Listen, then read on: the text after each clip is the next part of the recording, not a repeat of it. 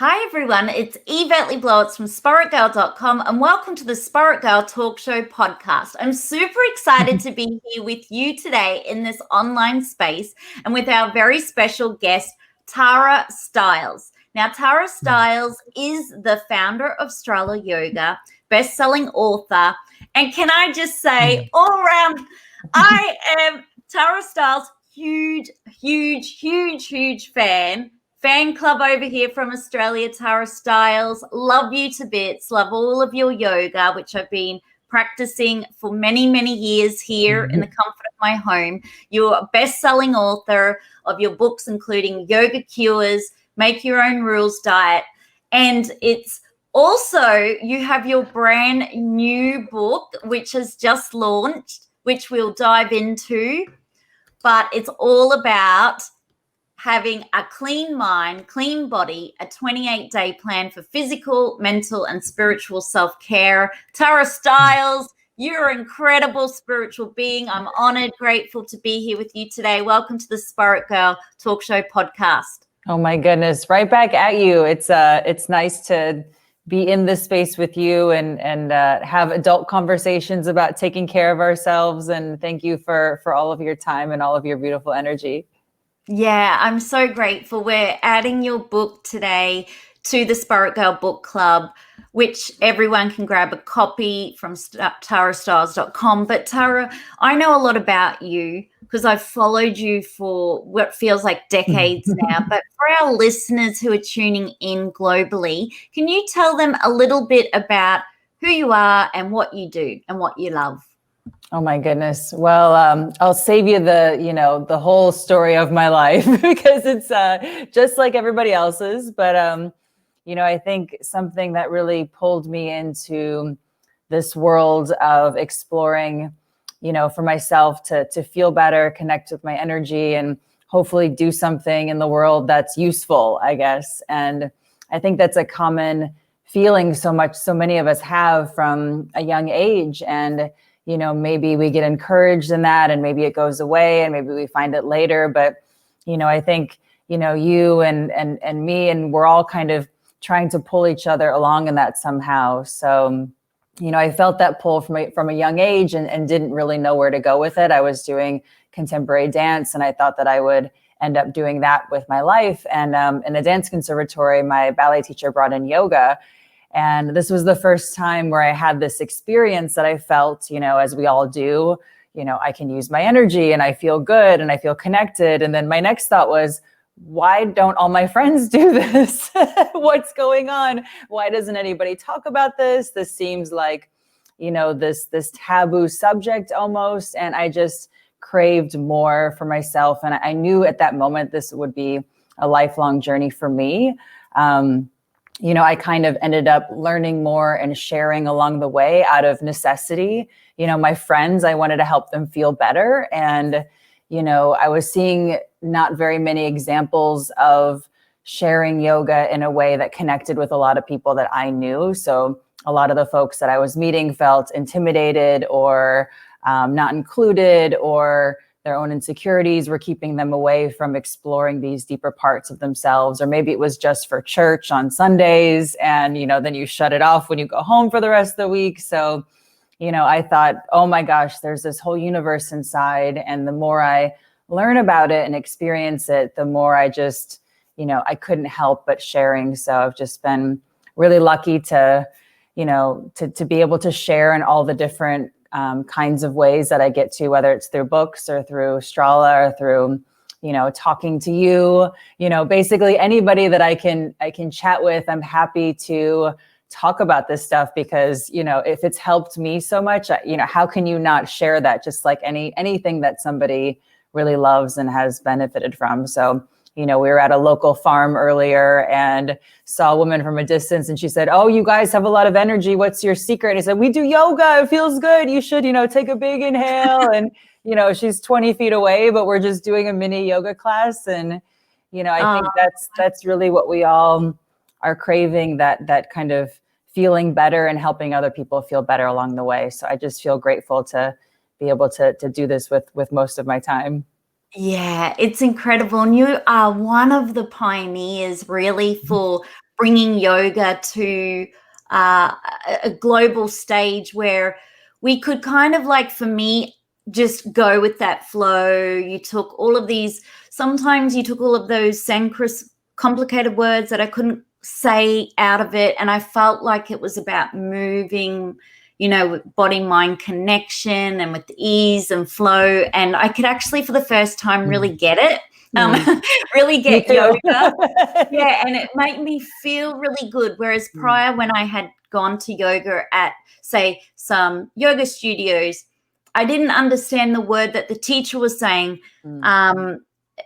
It was in Sanskrit or something. But like when you would say, you know, just move your arm this, or, you know, just go with the flow, and I could actually follow the instructions. So I thank you for making it really easy, adaptable. Like literally, I was a beginner and I could do it. And I was like, oh, this is incredible. This is incredible. So Tara, you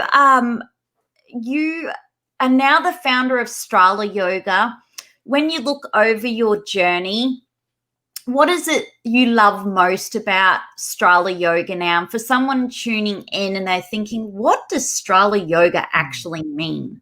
Can you share a little bit about that with them? Sure. Well, I think, you know, what you just said about having yoga for the first time feel like you, that's what I've been looking for and trying to share with everybody. So I'm glad it really worked. And, you know, I had the same experience as you, and I don't want to be, you know, too negative about things that you can get negative about anyway. You know, things that are abusive end up getting in trouble anyway.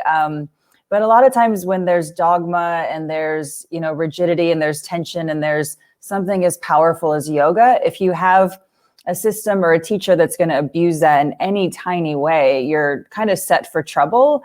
And it's also not going to really work. You know, you have to use these tools to feel like yourself. And, you know, we were talking about Deepak earlier, and that's what I love about how he shares everything that he shares. You know, I think of him as, you know, a massive pioneer. You know, he really is, because he, you know, said, this isn't about being dogmatic, and it's not about, you know, saying who's more spiritual than who, which is kind of what a lot of folks get caught up into. And then a lot of people feel like, well, that doesn't match up with how I feel, because it just kind of feels a little bit pretentious. So I'm going to stay away from that and push all the feelings down and just move forward in my life. So, you know, I really took it upon teachers that I was meeting that weren't really that famous, that were just doing a good job at explaining this and saying, well, if somebody can do this, and if I feel like there's a better way, then I can go ahead and do that. So just like you said, you know, explaining the movements instead of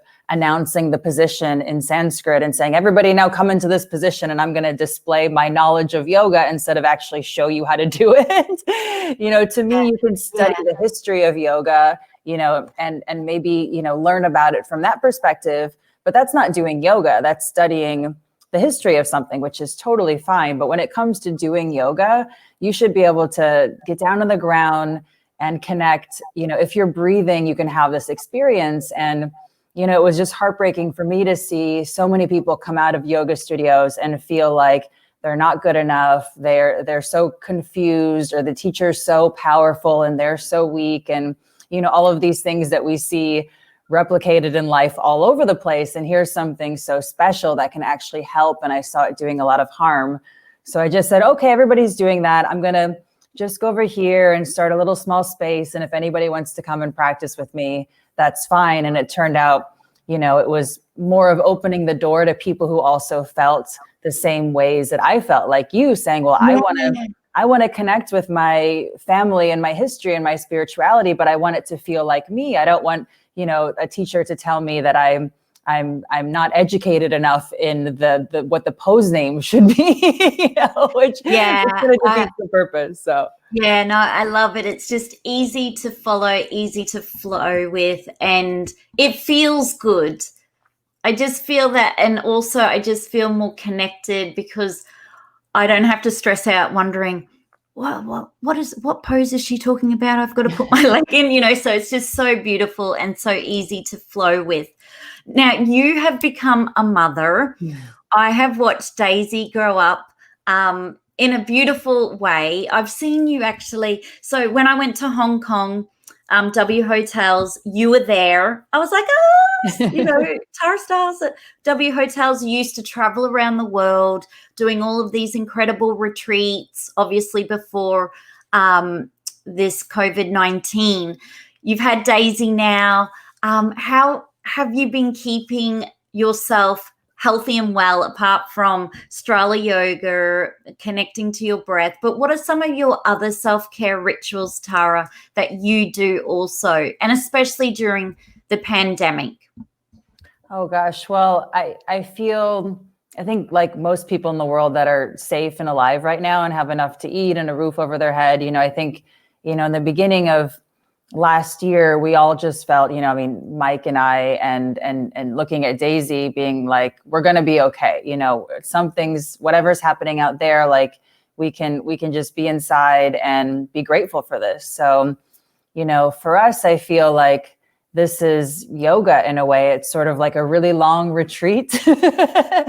And, this is what we've essentially been preparing for internally. So, I think about yoga as in, if I'm in Hong Kong, if I'm in India, if I'm in New York, wherever you go there, you're stuck with yourself anyway. So I bring my own drama all over the world or not, so I've always been thinking about this. When I first started yoga, a lot of yoga teachers would say, well, when are you going to India? And I'm like, I don't know. And whenever you go to India, you're still going to be yourself, So I finally ended up going to India, and it was to be invited to lead a yoga workshop to Indian people, which I felt kind of silly about. And the great conversations I had there with them were, oh, this is so nice that a lot of American yoga teachers come over and tell us how to do yoga, and you're sharing with us the things that we already remembered about yoga, and it feels more like a together project. So I feel like it's more fun so that way, Yeah. You don't need to be in charge of anybody or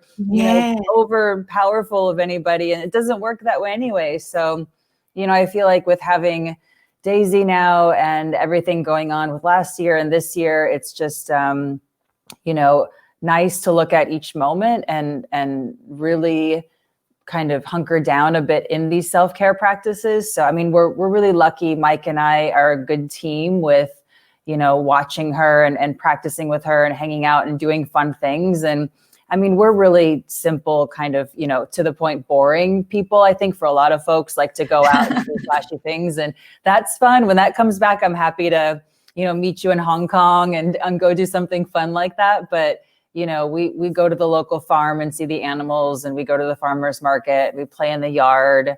These things are fun for us. And, we think of them as self-care, but we also kind of think of every moment as self-care. So, having time to do yoga with people on the app every morning is a nice chance to practice with people. And for me, I love the connection with people. I kind of maybe need that a lot, so I knew at the beginning of last year, the one thing I needed to do was to have a regular interaction with people. So, we sat down and said, okay, let's figure out how to do some classes regularly and enjoy. So just figured out what we needed as a family and really what works for us. So that's so beautiful. And your skin is flawless and glowing. And I know it'll be from Strala Yoga and meditation and the fresh food you get from the farmer's market. You have had so many YouTubes when you're cooking incredible food. You've even brought out a book, which is about food. What does Tara Stiles food on a plate look like? Or what is something one of your go-to kind of dishes? And this is completely off topic. I didn't even put these in the notes. No, this is fun. The questions off on a tangent here, but just something you love eating when you get the privilege and honor to do that. Oh gosh. Yeah. I think it's what I love about, eating well is similar to my experience with yoga is I was intimidated by eating well. I was a lot of us are similar, we grow up and you just eat the energy food and kind of go. And, when I first moved to New York, I was having, bags of pretzels and gummy bears and soda, and I'm fine. I'm 20 years old. I can live off this, whatever.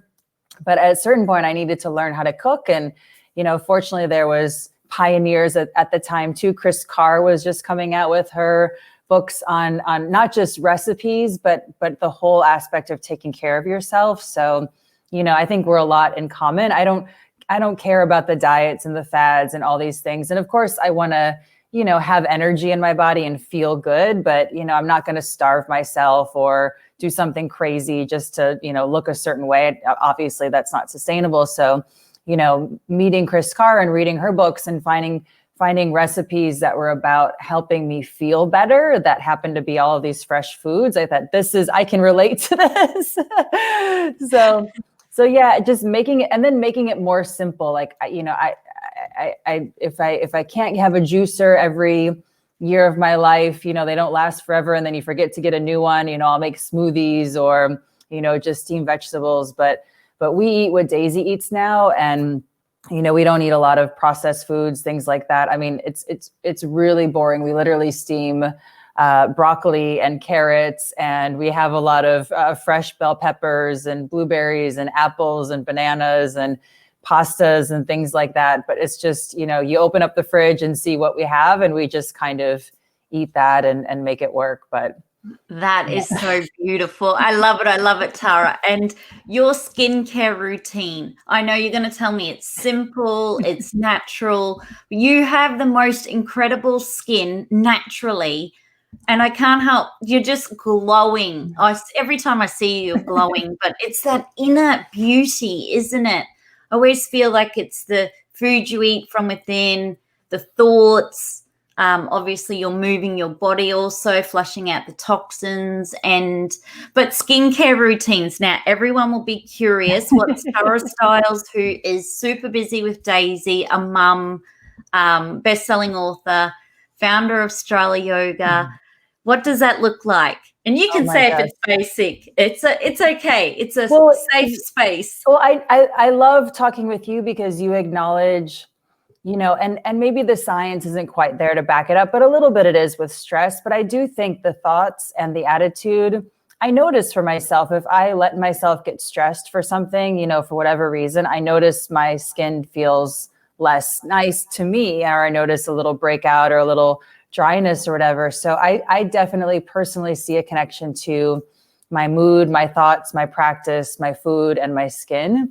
But yeah, I found actually a couple I think they're in New Jersey. They were starting selling it at Whole Foods, but it's literally just whipped coconut butter. And you could probably eat the stuff. It's just, it's not the hard stuff, but they found a way to whip it and make it really soft. And I think it's meant to be like a winter cream because they don't make it in the summer.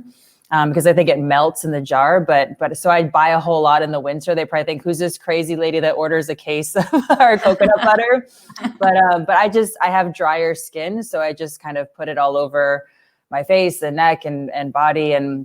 But I think really, like you said, it's everything. And I just know that the science will probably come out, even if it's not already. One of the viewers will probably correct me and send me all these studies about your thoughts and your skin. But it really does make so much sense that, that we're all connected within everything.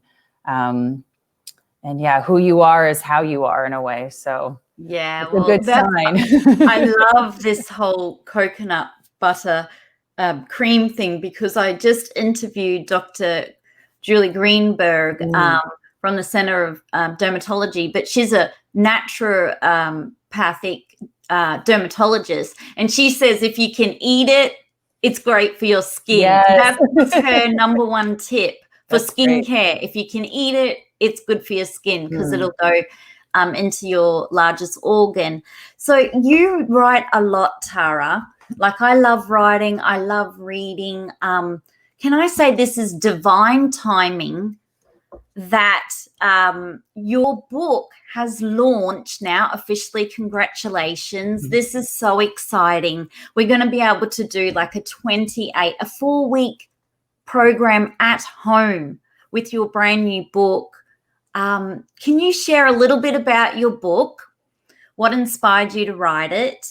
And yeah, everything about this whole clean mind, clean body practice for our book book club listeners and podcast show. Get that out. Oh my gosh, I know.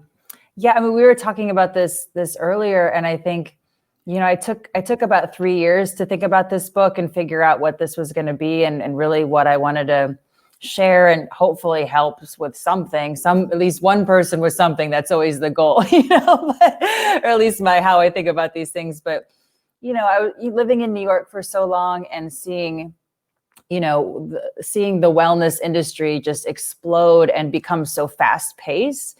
I almost started thinking about a phrase, fast wellness, even seeing studios shorten their class time so people could, run in on the lunch break and do 20 minutes and then go back. And it's not like they take the nice, luxurious 20 minutes and go back. It's sort of that, more encouraging that go, go, go mindset and push, force, and struggle mindset. And, there was one day, and this isn't to poke fun at anybody, I think we can all relate to this, but I saw a woman coming out of a fitness class and she was all sweaty.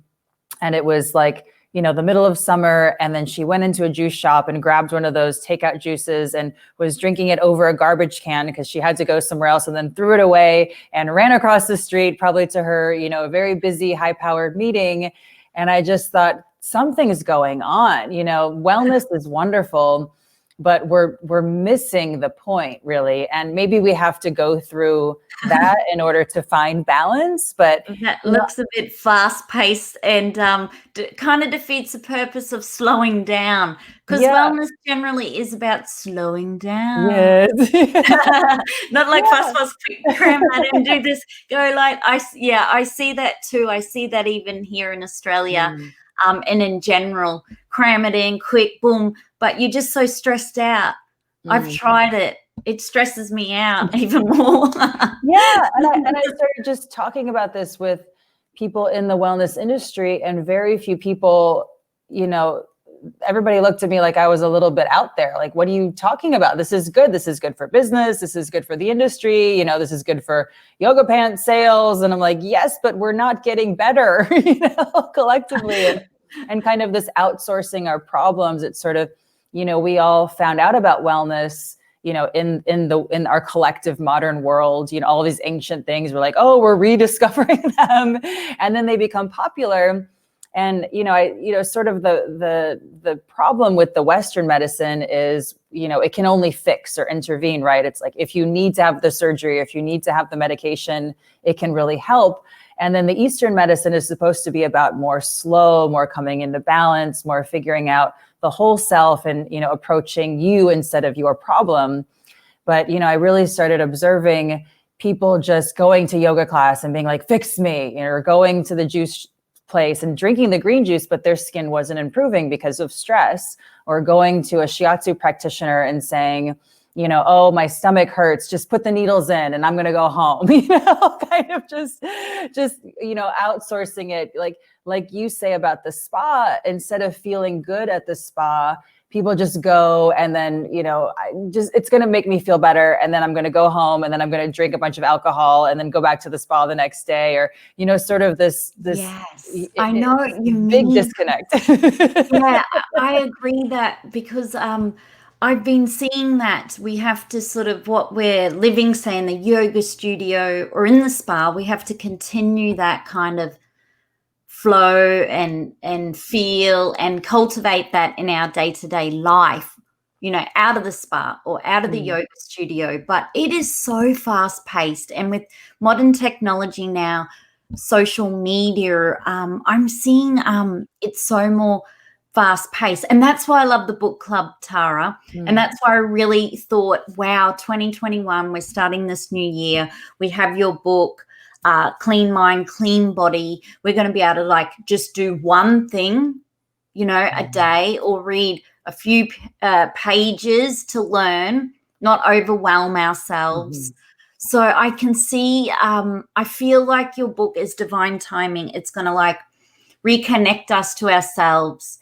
We're going to learn and grow with you, but we're going to kind of tune into our own self and figure out what we need to do So this is incredible timing because we don't really need any more fast wellness at the moment. There's too much going on. Well, you can't do it now anyway. It's not available. Yeah. But I think, we're all a lot of folks are looking to slow down, but it can be so hard because you have to change the habit of, looking out there for the information all of the time, creating the boundary for yourself, for your own self-care practice. So you get used to feeling good. I mean, a lot of people are just used to feeling bad and accepting that as, kind of normal. And I think, the moment you can slow down just for a moment, connect with your breath, then holy cow, wow, I want this all the time. And, that's what I hope that people can remember inside themselves, take in some of the information, but it's already in there. It's, kind of knocking on the door from the inside out saying, hey, what about me? I want to slow down and pay attention to me. I'm trying to talk to you and tell you and direct you and guide you. And you keep doing other things. And you know what I love about your book, Tara? We can do like a 4-week program. So normally many people would get on the plane. I was one of them, fly to Bali or the Maldives or somewhere to do a wellness retreat. We can't do that now. We can't fly internationally out of Australia. So what I love is we can do a wellness retreat with you literally at home in such an affordable way, like a book. That's why I'm a big fan of the book. And I'm getting goosebumps. I'm like, oh, it's a spiritual moment, a goosebump moment. But I just felt like, oh, wow, like everybody in the world needs to know about this. Everyone in the Spirit Girl community, the podcast, because we have now the tool, the book, if we're willing to put a little bit of effort in. I mean, I'm talking a few pages each day and to get engrossed in it. But can you tell everyone a little bit more about your 4-week program, just a little snippet into why you wanted to put that in the book? Yeah, well, I thought, we need something to do. I mean, we can kind of sit down and read and write about this stuff, but it's like, okay, how are we gonna get this, and where do we even start? So, I tried to break it down from useful place to the next useful place, kind of like the sequence of a class, really. But thinking about the mental aspect first, without our minds being more aligned, we can't, the food isn't going to work, the physical isn't going to work, the spiritual connection's not going to work. So, addressing our mental state, how we feel, our feeling-based goals, creating a meditation practice that actually feels like you and isn't overwhelming. And then shifting into spiritual connection, kind of diving in without, previous conceptions. Even the word spirituality is so intense for so many people. So finding that, real common connection place of ethics and values and being a good person and tuning your spiritual connection into your action instead of something that needs to be kind of, on the side or for your own spiritual community, kind of opening up to all of us as our spiritual community, which we are, so kind of, moving into that. And then with keeping all of these things, okay, now it's time to get into the kitchen, because of course, Ayurveda and the recipes can't work if you're not in a good headspace and if your spirit's not connected with your body. So, I figured it was a good time to get in the kitchen and start to get cooking and nourish ourselves. And then from there, finally taking it into the physical movement of, whether it's your yoga or walking around, how to move better in your whole life. So it's not just for, the 5-10 minutes you give yourself in your yoga practice every once in a while, but how you pick up the groceries, how you walk around when you're standing in line at the grocery store, moving around your house or sitting at the computer, and all of these principles that come from Tai Chi that are, I'm okay in my body and I don't need to stress out and do funky things with my physical expression that are going to make me feel worse. And I can do things that actually make me feel better. So kind of following along those big areas of ourselves to not really separate or compartmentalize, but say, let's start here and then move along and address our whole self together. That's so beautiful. It's a real journey. And you have Deepak Chopra obviously loves your book, and he's quoted there on your book actually, which is incredible. And I see that you're also reading his book. We'll give his book a shout out, The Total Meditation as well. Have you learned a lot over your journey when it comes to having a clean mind and clean body? We look at you as the guru, Tara Stiles guru. We look at Deepak Chopra as the guru. But obviously you are still willing and open to learning also, because I'm big on lifelong learning from each other, whether it's yourself, Deepak, whether it's your grandmother, the lady at the grocery store. Like, I feel like everybody at every level has something to teach, a gift, and we can learn in everyday life. I saw that you're reading, actually. Do you do a lot of reading also? So you're an author, you write, because we're going to have a lot of people tuning in and wondering, how does Tara get time to write? Do you have to do this when Daisy's asleep? Can you talk about your love for writing, books, learning also?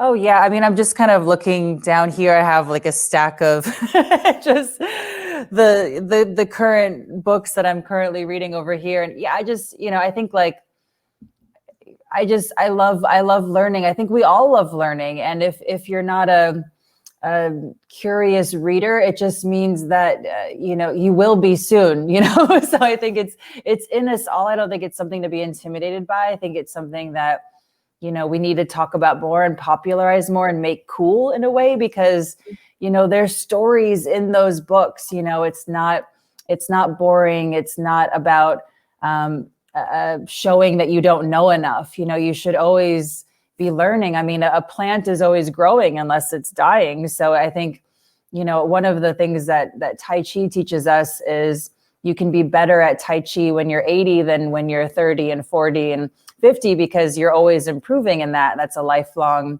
journey. So yeah, for me, it's obvious. It's a part of getting better, a part of sharing anything. And if I'm not learning anything, I have really no business sharing anything. Even if I stop learning, I forget what I knew before. So there's just, it's too complicated to look at it any other way, but it's just an obvious part of life. And I think for folks who feel maybe intimidated by learning more, or reading more, it's just, if you do any of these practices, like get down on the ground, connect with yourself, start to eat better, start to take better care of yourself, you're obviously going to want to learn more and be more curious about other people. And like you said, learn from your grandmother, or learn from, somebody that's, writing books or giving talks, or learn from the woman in the grocery store, and just see the value in everybody, because it's, that's part of that health and wellness journey, is realizing that at some point. And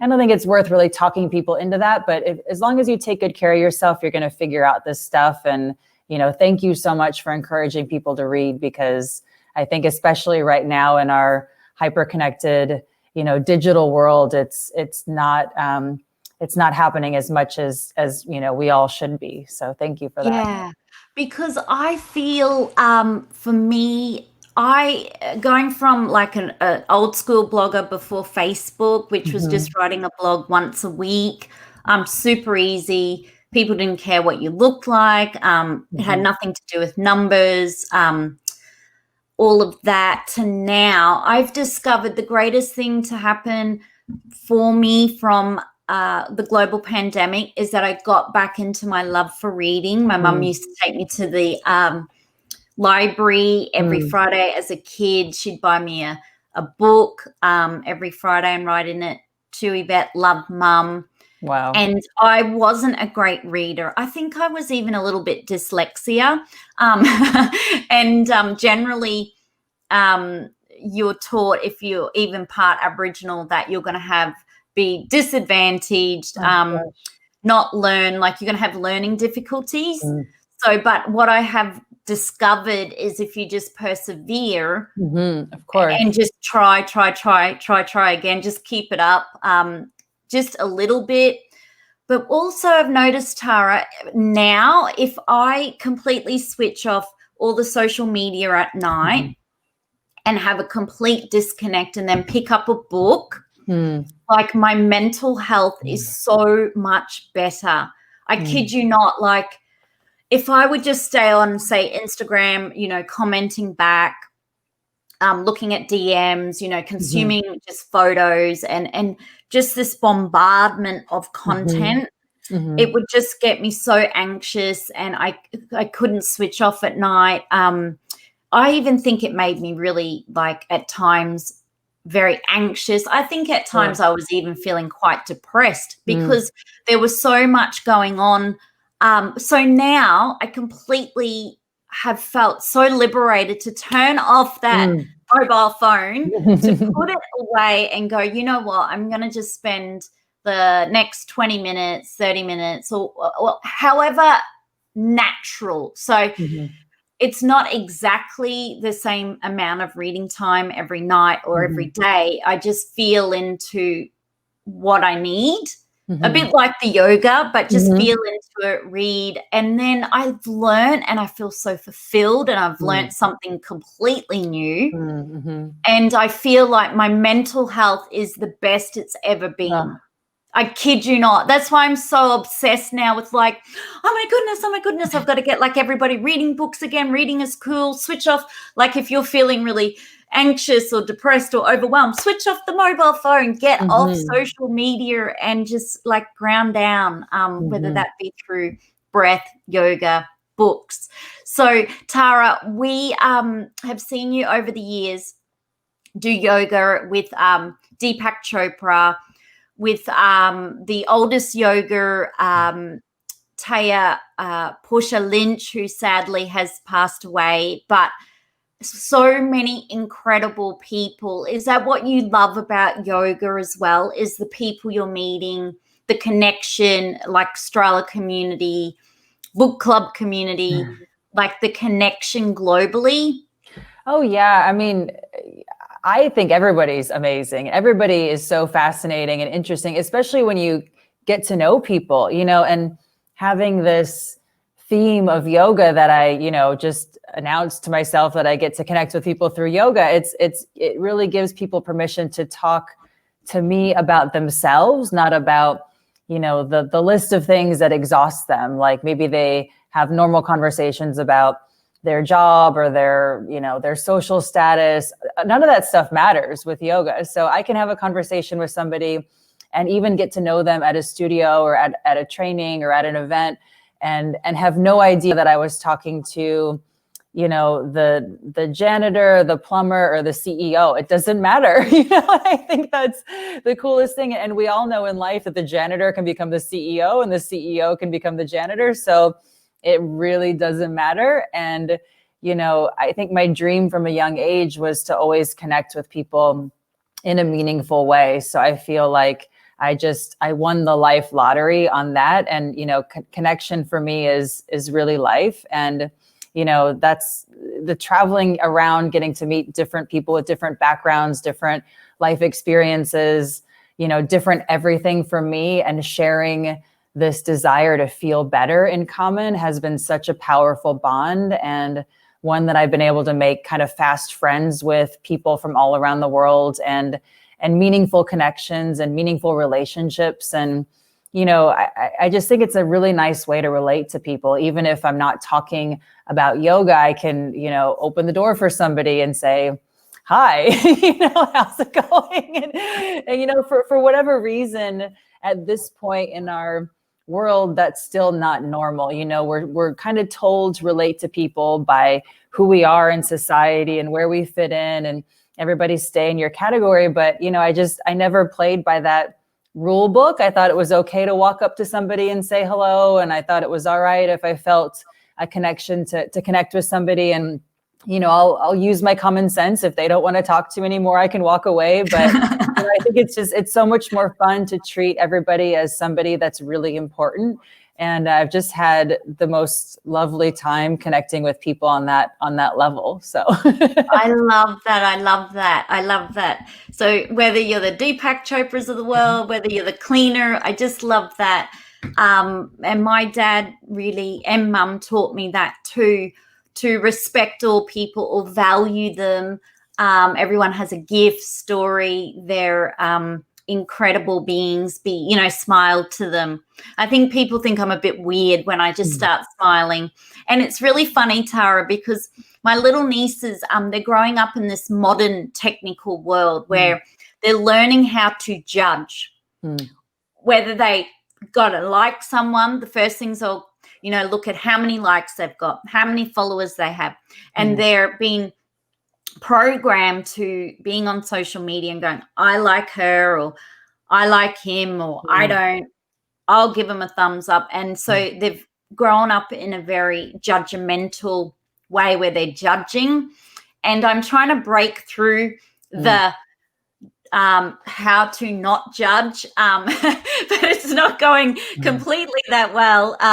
But I'm hoping to break through. But I'm just glad that I didn't get raised in that era where we were judging whether you wore a pink shirt, whether you wore a red shirt or a black shirt. Regardless, it was just a shirt. So just sharing, helping, I guess, my nieces or all generations to get back to it's just a shirt. It's, it's no longer the best or the most popular shirt. It's just a shirt. Is going to be the next era. How do you, Tara, switch off yourself? Because you are heavily a public figure. You are big in media. You've always been huge on platforms, on all social media. Is there a ritual you do? Because you talk about in your book about disconnecting, about having healthier relationships with technology in order to take care of yourself and family. Do you schedule these like social media detoxes, switch off times? How do you set a healthy boundary? So for our listeners tuning in, how could they set a healthy boundary? Yeah, I think, everybody has different needs and uses for it. So I think for me, I love to talk to different people, whether it's, interviews or doing something or sharing something, but I have to know why I'm doing it. Otherwise it gets a little chaotic. So I always make sure, just for myself, okay, why am I on the internet right now? Am I just looking at the news again for the 100th time today, or can I put it down? And, I don't think anybody's, at least for me, I'm not perfect with that, but I have enough of a basis to know that, this is the time when I'm doing this thing. And then when it's done, just like a yoga class is done, I just stand up and shake it off. I put it down and I don't pick it up again until something else. So, I'm not attached to my phone with my hand. And I think, I learned a really good lesson with Daisy. When she was a little baby, we took, it's digital. So we took so many pictures of her all the time. And, I look back now at the first 6 months of her life and it's just like every single moment is in my phone for it. It's kind of ridiculous, but, less pictures now. But as she got, I think maybe even before 1 year old, there was a moment when I was taking a picture of her and it wasn't even to share on social media, but she took the phone and she threw it away. And I thought, this is really good feedback for me because, I choose to share her a little bit online with the world, but I don't want to have a conversation with the internet about every single moment of my life. And that's not how I want to interact. And if other people want to do that, I know a lot of people do that. And it's just not where I'm putting my focus. I feel like you, I'm really happy that I grew up, with my feet in the dirt, running around and, having these same dilemmas with, is that shirt good or is that shirt good? But it was just in the 6th grade classroom and that was it. We had to figure it out amongst the 10 of us there. It wasn't Exactly. the whole world watching. So yeah, I got really good feedback from her, just, pushing that away. And so she doesn't want me to be on my phone and I don't want me to be on my phone. So this whole on the phone is not an issue for me because I just decided that's ridiculous. And I kind of think about that as, something as not great as drinking like, is it a bottle of vodka and I'm just putting it in my mouth all the time? So, I pick it up. I have to not have to, but I choose to post on social media certain things that I'm sharing. And I want to see what our community is doing. So I spend some time, looking at what our friends are doing. So I'm not just, not involved at all. But yeah, then I definitely do what you do. I think that's great advice you give to put it down at night. My phone is in a different room at nighttime. It's gone. It's just charging somewhere or switched off. And we're reading at night and kind of talking and just discussing the day.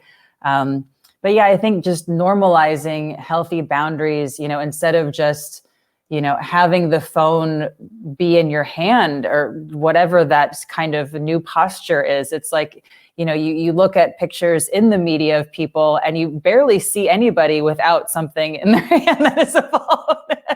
It's sort of like it's either sticking out of the back pocket or it's in the hand, and it doesn't need to be there probably during that time. So, I leave it at home. If we're out in the car going to the grocery store, if Mike has his phone, I'll leave mine at home, because I'm like, well, if we need to call somebody, it's great that we have this technology, but I don't need to be sitting in the car checking my email, for these 20 minutes of time. I can look out the window and look at the birds. So I think, for me, and what I suggest just on, reading research about everything that everybody already knows, how, terrible these devices are for our mental well-being. And also knowing that everybody has different lives and different needs for these devices or use them for different ways. But I think it is really a big gut check for a lot of people that, maybe that makes some sense. Why are you holding that thing in your hand all of the time? And why are you looking at the world through the lens of that thing? And, it doesn't need to be that way. And it's much better when it's not that way. So finding those boundaries for yourself. I think you're right. Finding the boundaries for yourself. And it's beautiful. You can sit in the car and look out at the birds. I started doing a practice. So when I'm with other people, no phones on the table. And then I started doing a practice when I went to the coffee shop, a challenge. Could I just sit there and have my coffee and look around and not be looking down? Because I realized I was starting to get a tech neck where if you look down like that, it sort of shifts forward, which isn't good for your actual health and well-being with your central nervous system. And it was so incredible because I got to see like a little bird. And like everybody was missing things because like there were couples sitting together looking down, families, they were all on their phone. And it's incredible what you get to see when you're not looking down on your phone. And Tara, I think some people are feeling overwhelmed, obviously, with COVID-19 and global pandemic.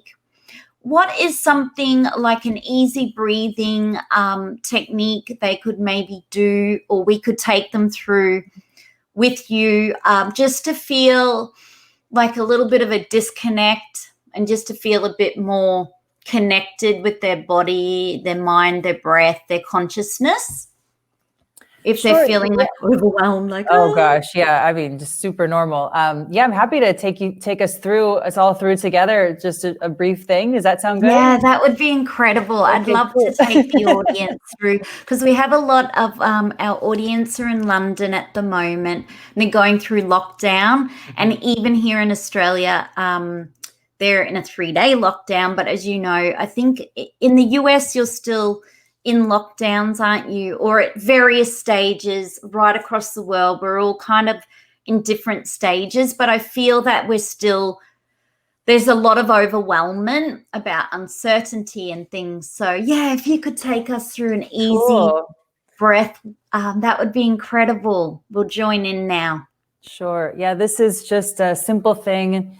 And it's easy. It's something you can repeat and do anytime, just to connect with yourself, get a little bit more sensitized to how you feel, just to notice what's going on with you and move from there. So wherever you are, you can just be comfortable and really adjust yourself so you're actually comfortable. You can sit on the ground or on a couch, on a bed, whatever it is.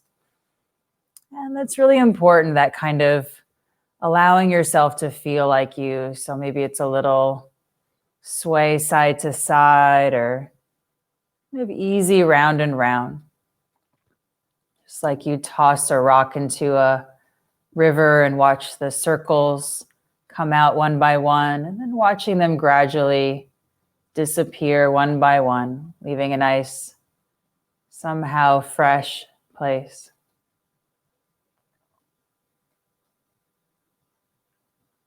And gradually allowing yourself to find that nice, calm, centered place.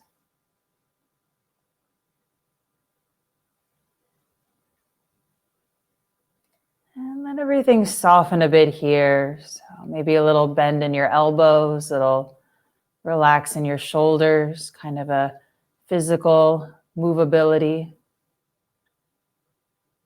And let your whole self soften, this big emotional, connected softening. And simply watch your breath move through you. Big inhales filling you up,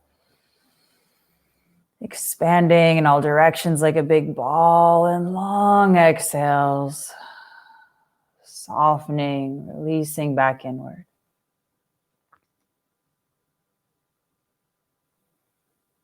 And take a big inhale. Long exhale. Maybe bring your hands to your belly, to your center. Your thumbs to your heartbeat if that feels more comfortable for you. Just simply connect with yourself somehow. Make a nice physical connection here.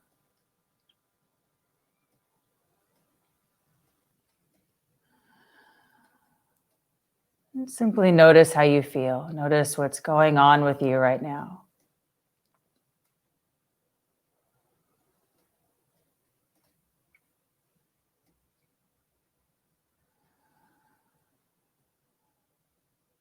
And take a big inhale. Long exhale. Twice more, big inhale. Long exhale. Once more, big inhale. Long exhale. Relax your arms down. Maybe give yourself a little roll around.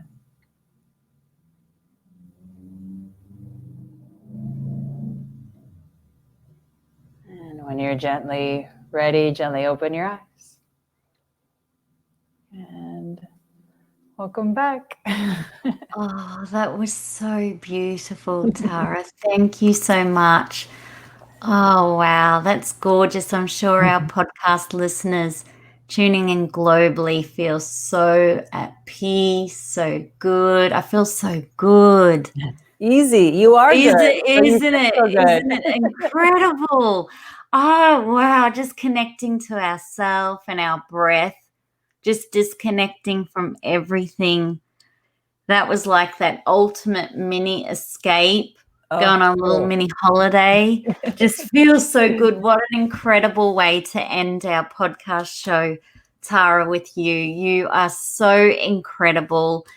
I'm so grateful, beyond grateful to be here with you. Big fan of your work. So grateful that I got to share with you today, share you with our podcast listeners globally, audience. Your work is so transforming, so transformational, and just to feel at ease, and you're just so natural at this. You were born to make us feel good through this generation and many generations to come. But what a gift, what a blessing, Tara Stiles. I can't wait to join our SPAITGIRL Book Club community podcast and your Strala community, and anyone else who picks up this podcast episode to watch on YouTube or on any app I really hope that this has made you feel good. So Tara, thank you so much. But before we say goodbye, how can we now grab a copy of your brand new book and also hang out with you after this episode and also do some more yoga and breath work with you? What's the best way to stay connected? Sure. Well, please stay connected, Yeah. as you get to know me more, I love that. So I love hearing from people. I love, sharing stories. And so don't feel shy to reach out in any of the usual ways. I'm on, most of the usual platforms and socials, things like that. But if you just go to tarastiles.com, you can send us an email there. You can send me an email there, or the Strala folks an email there. You can reach me on all the social media platforms. You can practice, like you said, on YouTube, but we have live classes now 6 days a week and workshops on the Strala Yoga app, which you can also find on tarastiles.com, just clicks over. And if anyone has a hard time with finances, with joining, the cost is really low, but please send us an email. We want to help you. We want to help your family. So if you want to be there and feeling better resonates with you in this way, please reach out. We'll make it happen. So, if I can help you feel better, then I'm around. Sign me up. I was just thinking you're such a light worker, like an angel on Mother Earth. But I love how generous you are with being open to help anyone, even if they're going through difficult financial situation, just to be able to direct them to some content of yours so they can feel good too. I'm getting goosebumps. Aww. Now that's always a sign that this is just divine timing, your book, and being here after, goodness me, I just remember even 6 years ago watching some of your YouTubes, or when I've downloaded a couple of your classes, and to think that this is still on the same computer and I get to do Strala Yoga in my living room. I always wanted to be able to travel to New York, of course, to do the Strala Yoga with you, but couldn't. But to have this technology now, I feel that that's one of the greatest things to come from technology is just if you're remote or you can't get somewhere, how you can do it at home to feel good. So Tara Stiles, I love you to bits. You know that. I'm a huge, huge fan. I'll be plugging this podcast show forever. It's been an absolute honor just to meet you now. You are exactly the same. If not, you just are ageless. You're just aging ageless. Like, you're just incredible. What you do to help others to feel good from within is just beyond incredible. It's just such a gift, and what a blessing that you get to do this every day of your waking day. So thank you again, Tara Stiles. We will say goodbye to our beautiful, beautiful, soulful, generous, kind, loving, feel-good being, Tara Stiles. I can't wait to share in the future your next book, because I know you love books, writing, and helping people in that space. But in the meantime, we'll say goodbye to Tara Stiles. I hope you continue to follow Tara Stiles at tarastiles.com. And thank you for tuning in. I'm beyond grateful. It's Yvette Blowitz. Subscribe to the podcast show. Follow, give a 5-star rating and review, and to tell someone you love to. And together, let's feel good from within. Bye for now. Bye.